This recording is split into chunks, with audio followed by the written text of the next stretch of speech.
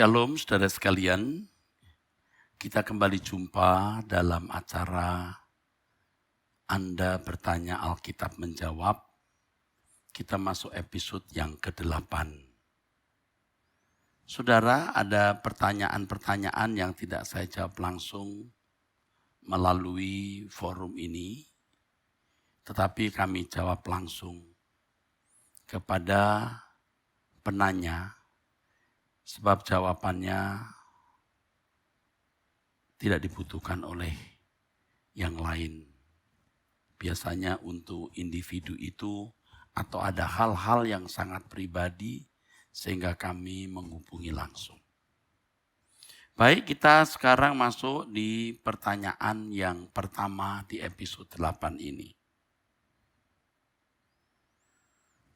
Saya tidak tahu apakah penanya tidak keberatan disebut namanya. Kalau NN saya tidak sebut ya. Tetapi kali ini karena tidak pribadi ya. Penanya bernama Wulan ya. Shalom, selamat siang Bapak. Saya Wulan ingin bertanya.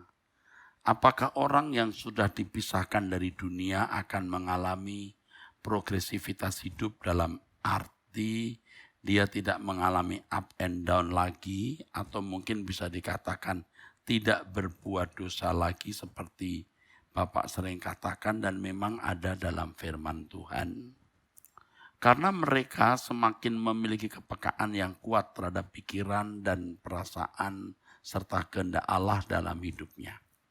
Namun kalau kita melihat peristiwa perjalanan Abraham, Musa dan lain-lain, mereka mengalami up and down juga. Mohon pencerahan Bapak terkait hal ini. Terima kasih. Yang pertama, kita tidak boleh menjadikan tokoh-tokoh Alkitab Perjanjian Lama sebagai model hidup kita secara lengkap. Kita bisa belajar dari tokoh-tokoh iman ini beberapa aspek yang menonjol dalam hidup mereka. Abraham kita belajar imannya, bukan pernikahannya di mana dia memiliki kunik-kunik. Dari Daud kita belajar hati yang mengasihi Allah, tapi bukan hidup pernikahannya dan kehidupan seksnya di mana dia memiliki beberapa istri dan lain sebagainya. Karena umat perjanjian baru itu memiliki keistimewaan, memiliki meterai Roh Kudus, mendengar Injil. Dan secara individu Allah menggarap supaya sempurna seperti Bapa atau serupa dengan Yesus. Jadi Wulan, pada stadium tertentu kita bisa tidak meleset lagi. Kalau dulu sebelum tidur kita selalu minta ampun, pasti ada dosa yang kita lakukan atau kesalahan atau kemelesetan yang kita buat. Tetapi lambat laun nanti kita sendiri juga tidak tahu mau minta maaf dalam hal apa. Karena rasanya kita tidak lagi melakukan suatu kesalahan. Walaupun kemudian kita tetap mengoreksi diri dan jika ada ketidaktepatan kita mohon ampun. Oleh sebab itu kita harus berani meregister, menginventarisir kekurangan, kelemahan-kelemahan kita sejauh yang kita tahu. Dan ketika kita menjalani hidup, jika kita salah, kita langsung minta ampun. Dan kalau kita sudah minta ampun, kita percaya Allah mengampuni, Allah melupakan. Dan permintaan ampun kita harus menjadi komitmen, kita tidak mengulangi lagi. Jika proses ini kita lakukan, kita akan sampai pada titik di mana kita benar-benar bisa hidup tidak bercacat dan tidak bercela. Selamat berjuang Wulan. Ini agenda hidup satu-satunya bagi kita orang percaya. Pertanyaan kedua dari NN. Terima kasih terus ikut dalam semangat pembersihan surga. Apa maksudnya ini? Ada 3 kategori yang membuat begitu sulit dipisahkan seperti pembangkangan, pemberontakan, kepura-puraan, contohnya pura-pura budek. Apa yang paling besar dari 3 kategori ini menurut Pak Eras? Sebenarnya pembangkangan, pemberontakan itu sama, ya, dasarnya sama. Kepura-puraan juga bentuk pemberontakan, ya. Pura-pura budek ketika ditegur, hatinya dikeraskan. Ini juga bentuk pemberontakan. Jadi 3 kategori ini pada dasarnya satu. Ketika orang tidak takut akan Allah secara patut, tidak menghormati Allah secara patut. Dan itu sudah cukup membuat seseorang bisa tidak dikenal oleh Tuhan. Tuhan bisa berkata, aku tidak kenal kamu. Kata aku tidak kenal kamu di Matius 7 ayat 21 sampai 23 itu ginosko. Yang dalam konteks itu bisa berarti aku tidak menikmati kamu. Kata ginosko memiliki padanan dalam bahasa Ibrani, yada. Yada di Kejadian pasal 4 ayat 1 diterjemahkan bersetubuh. Adam knew Eve, knew, no, knew, non. Adam bersetubuh dengan Hawa. Jadi ketika Yesus berkata, aku tidak mengenal kamu, bisa berarti aku tidak menikmati kamu. Karena hidup di dalam pembangkangan, pemberontakan, kepura-puraan itu. Dan buah dari sikap ini bermacam-macam, saudara. Jadi pada intinya, pembangkangan, pemberontakan, kepura-puraan lahir dari sikap yang tidak menghormati dan tidak takut akan Allah secara patut. Kiranya kita diberi Tuhan penerangan untuk tidak hidup di dalam sikap yang tidak takut akan Allah. Kiranya kita dijauhkan dari sikap tidak menghormati Allah. Puji Tuhan. Sekarang pertanyaan yang berikutnya saudaraku yang ketiga. Shalom Pak Eras. Allah ciptakan manusia serupa dan segambar dengan Allah. Pak Erastus, Adam diciptakan pertama sebagai laki-laki dan Hawa dari tulang rusuk Adam dan disebut perempuan. Kalau serupa dan segambar dengan Allah, bagaimana penjelasan Adam dan Hawa yang berbeda jenis kelamin? Mohon penjelasannya Pak Erastus, terima kasih. Segambar dan serupa itu, saudaraku, harus dipahami secara presisi. Segambar dan serupa dalam bahasa aslinya selem dan demoth.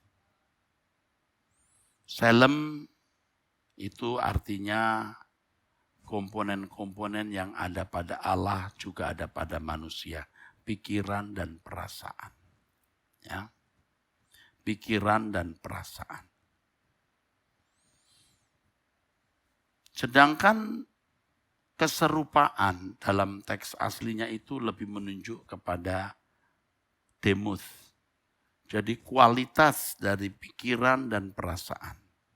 Manusia memiliki pikiran dan perasaan, komponen yang ada pada Allah.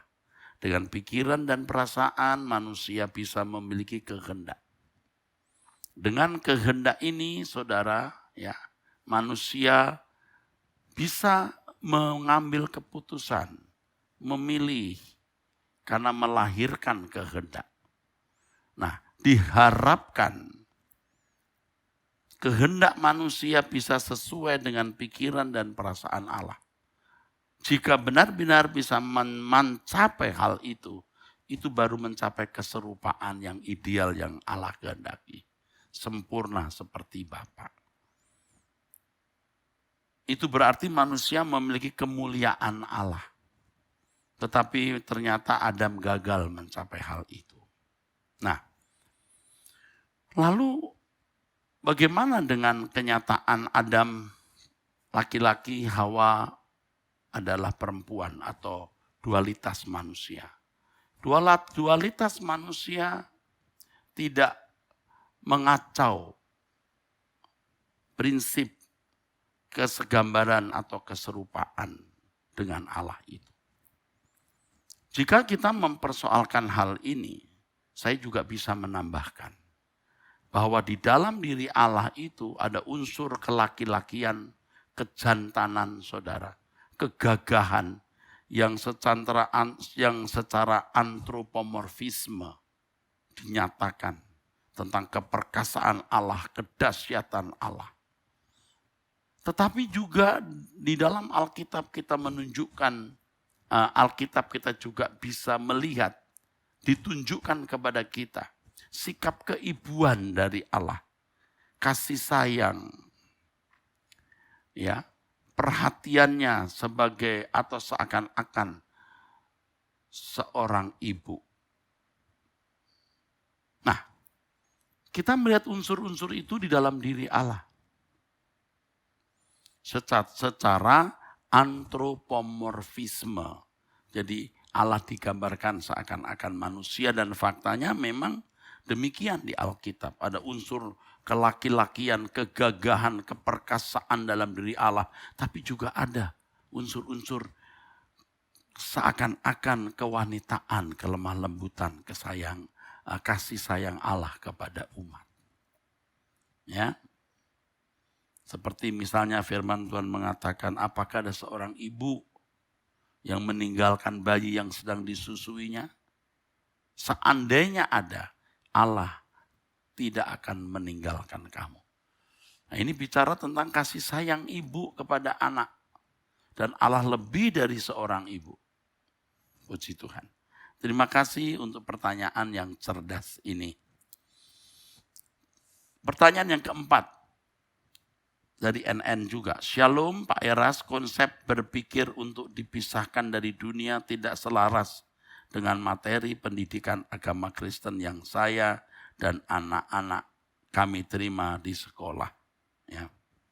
Mohon saran apakah sebaiknya ilmu secara kognitif maksudnya dan kurikulum agama Kristen dikurangi dan lebih diarahkan untuk perubahan pola pikir generasi Kristen selanjutnya.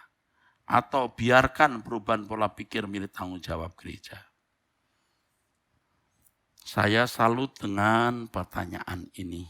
Berarti penanya mengerti situasi kritis dari pendidikan agama Kristen kita. Kalau kita melihat pendidikan agama Kristen Barat, kurang hebat apa?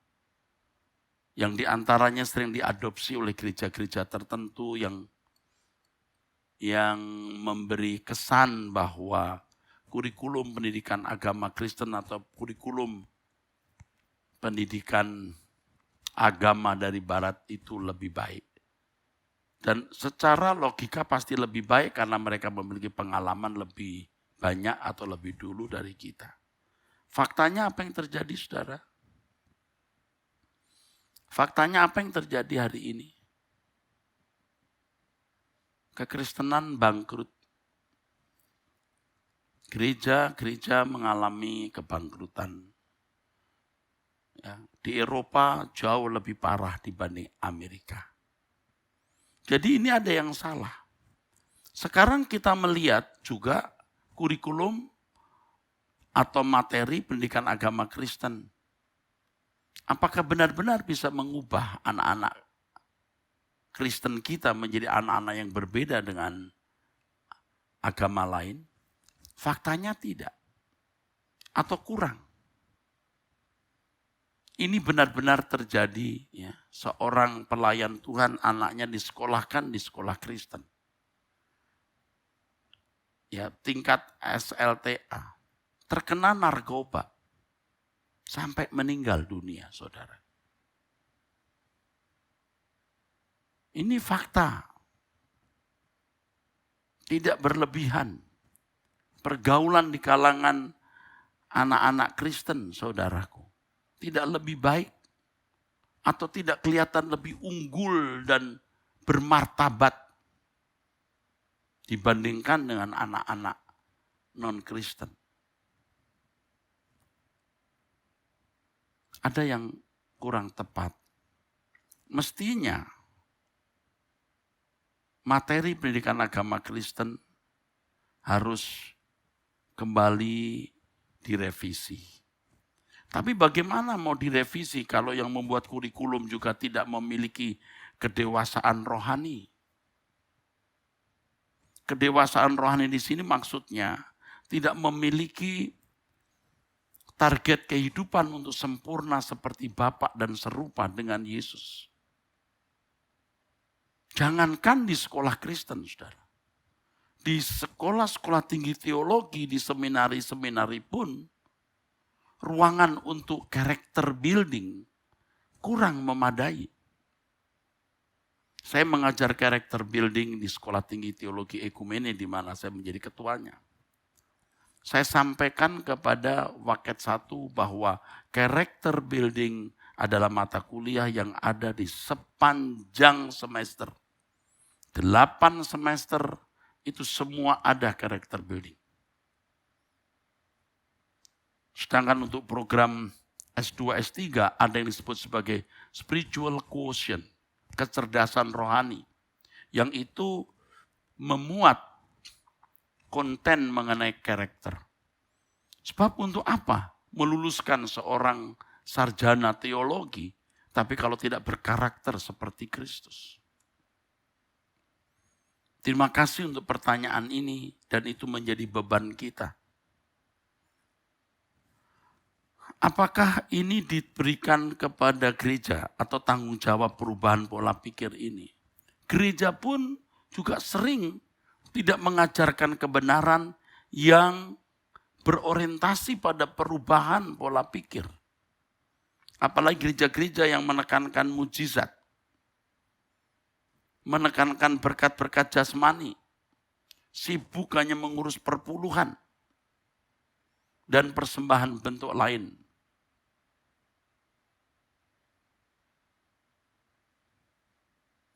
Sekolah minggu seringkali hanya sebuah kegiatan keberagamaan yang tidak membuat dampak yang signifikan untuk anak-anak.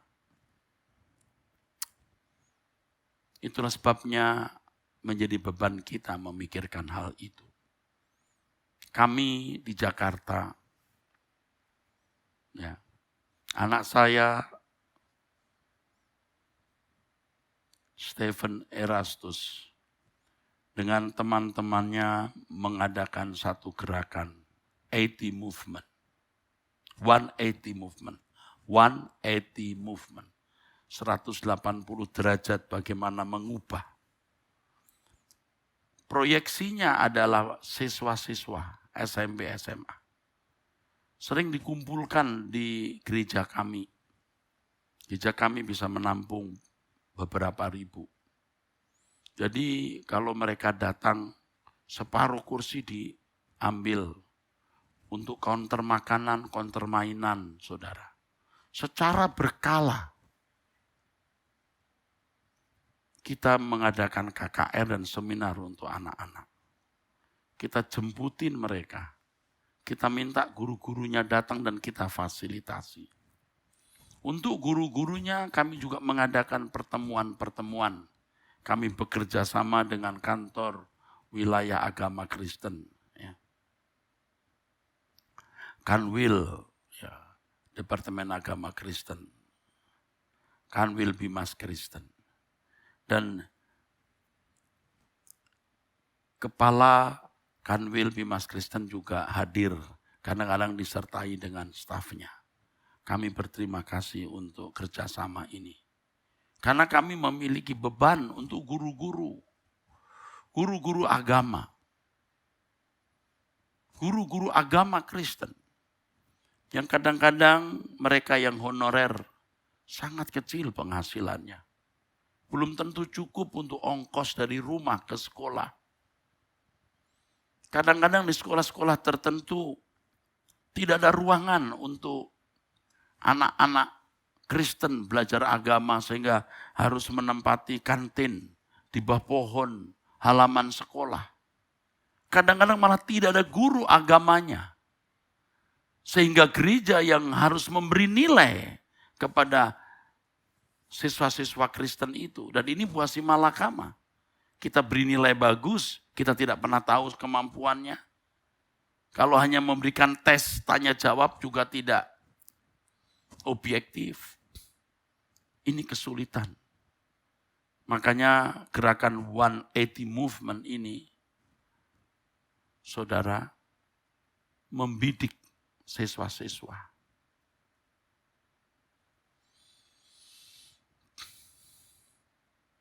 Seperti yang pernah disinyalir, ada gerakan-gerakan juga yang mencekoi pikiran anak-anak dengan ajaran radikalisme. Yang bisa meruntuhkan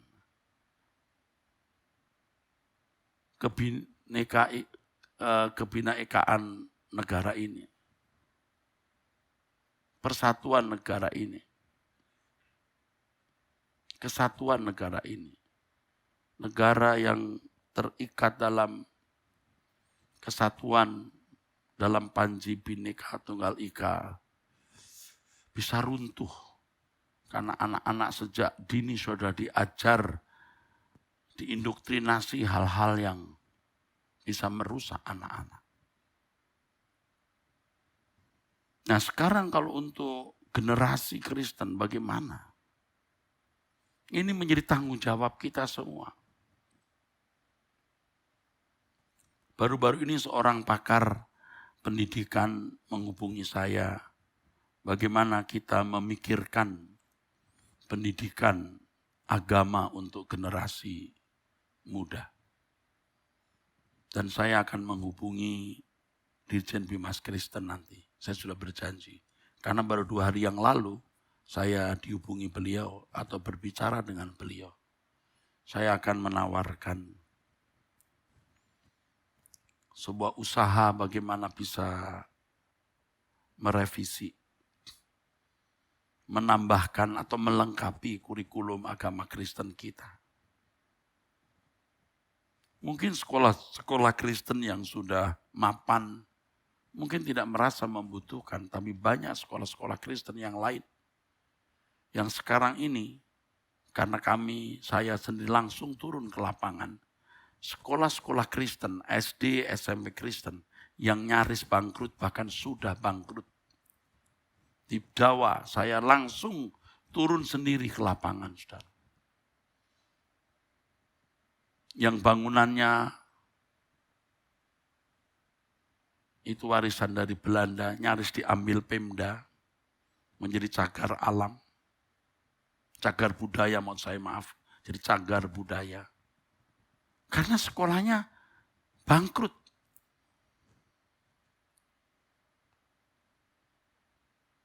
Dan ini menjadi persoalan besar dan lebih dari ini saya tidak bisa kemukakan secara vulgar. Betapa sulitnya pendidikan Kristen yang sumber dana dan sumber SDM-nya, sumber daya manusia dan dukungan dananya sangat minim, saudaraku.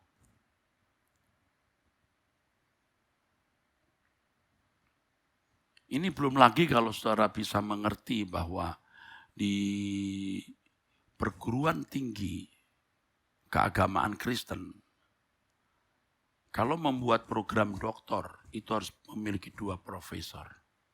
Anda jangan kaget. Di Indonesia ini, untuk profesor teologi, tidak lebih 5 orang. Ini berapa bulan yang lalu. Apa sekarang sudah jadi 6 atau 7, saya tidak tahu.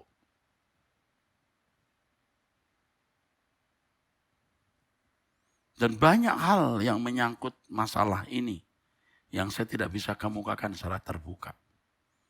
Tetapi sebagai pendidik yang lama ada di lingkungan ini dan sekarang sebagai ketua umum, ketua eksekutif dari Badan Musyawarah Perguruan Tinggi Keagamaan Kristen Indonesia yang membawa 380 lebih sekolah tinggi teologi dan seminari, saya mengerti betul masalah ini.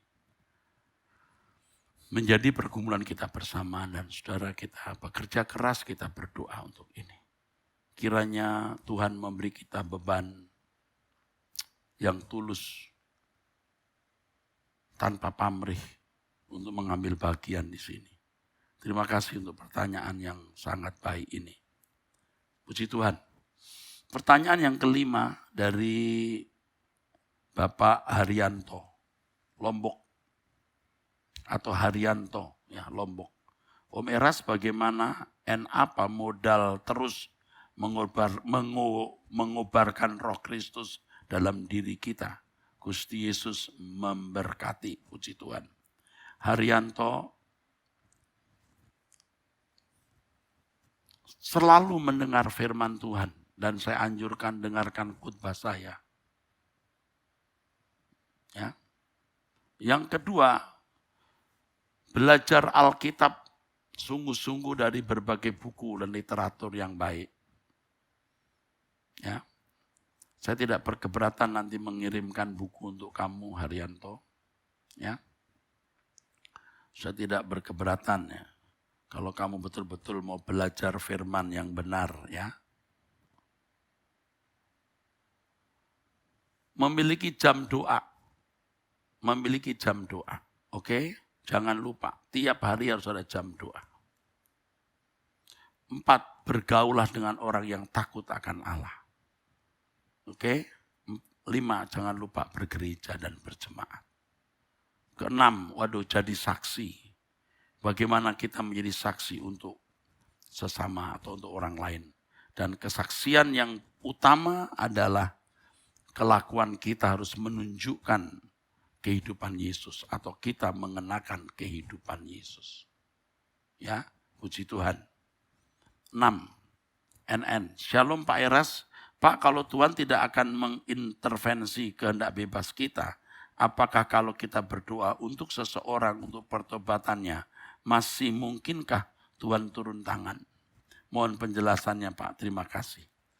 Berdoa itu bukan hanya permintaan, doa itu dialog. Meratapi jiwa itu mesti kita miliki.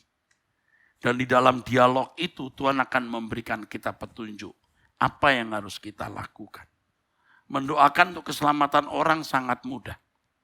Tapi lebih dari itu adalah bagaimana kita mengambil peran dan bagian untuk keselamatan orang. Berdoa untuk keselamatan orang harus disertai dengan beban.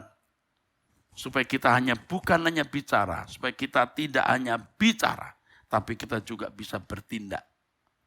Bertindak untuk mengambil bagian dalam keselamatan orang lain. Ya, dan ini menjadi beban saudara. Puji Tuhan kalau saudara bisa memiliki beban ini, saudaraku. Ya, puji Tuhan kalau kita bisa memiliki beban ini, saudara. Puji Tuhan. Ya, kalau misalnya ada orang-orang yang tidak bisa diselamatkan lagi, udah keras kepala, pasti juga, saudaraku. Ya, kita akan tahu. Karena Roh Kudus akan pimpin kita. Stop berdoa untuk orang itu. Ya, oke. Saya teruskan. Sekarang ke-7. Shalom Pak Eras, Tuhan Yesus memberkati. Saya bersyukur atas apa yang Bapak Eras ajarkan. Terus terang itu mengubah pola pikir saya sehingga karakter saya berubah. Saya kadang frustasi juga karena di tempat saya berkomsel dan bergereja justru timbul pandangan yang berbeda.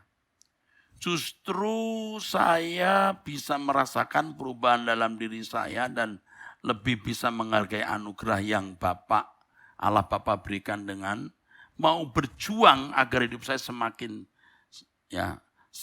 hari semakin berkenan, makin kudus di hadapan Allah. Ada rasa ingin pindah dari gereja atau komunitas saya saat ini, Pak. Apakah salah saya meninggalkan denominasi itu? Tuhan Yesus memberkati. Ini pertanyaan yang ke-7.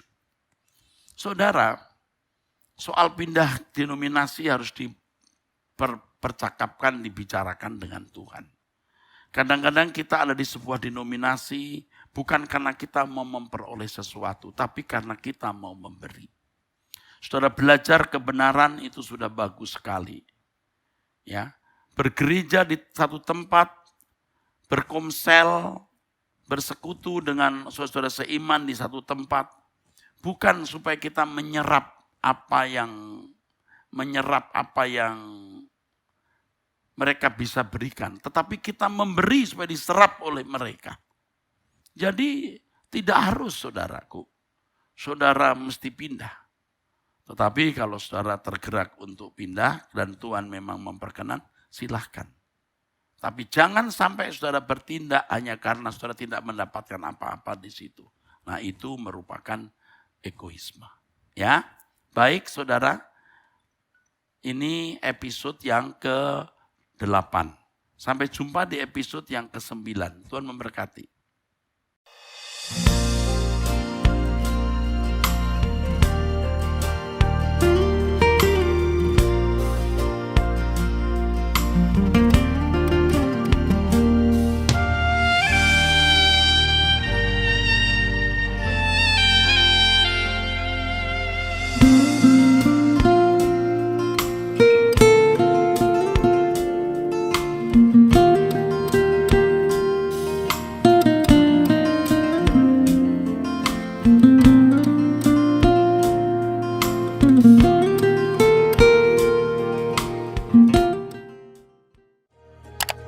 Subscribe channel Truth.id dan aktifkan lonceng notifikasi untuk mendapatkan informasi seputar live streaming dan video khotbah terbaru. Posisi tombol subscribe berada di kanan atas channel kami dan jangan lupa nyalakan loncengnya.